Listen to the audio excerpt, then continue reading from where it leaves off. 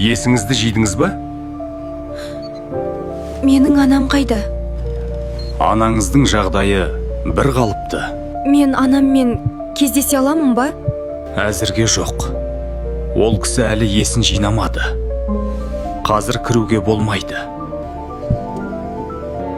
Ештеңе уайымдамаңыз. Қазір сізге өзіңізді күту керек. Ол қызға анасының қайтыс болғанын неге айтпадыңыз? Әзірге ол қыз мұндай жағдайға дайын емес. Денсаулығы жақсарған соң айтамыз. Қалың қалай? Жұлдыз? Бұл сен бе? Оңбаған. Біздің үйімізді өртеп жіберген сен ғой?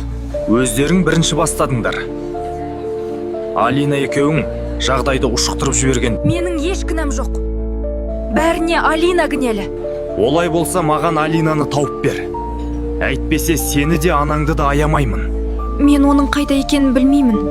Оған хабарласып кездесуге шақыр. Қай жерге шақыру керек екенін мен саған айтамын. Мені енді өз шаруаларыңа араластырмаңдар. Сені де, Алинаны да көргім келмейді. Таңдау жасайтын уақыт келді, Жұлдыз. Не менің жағымда боласың, не маған қарсы боласың.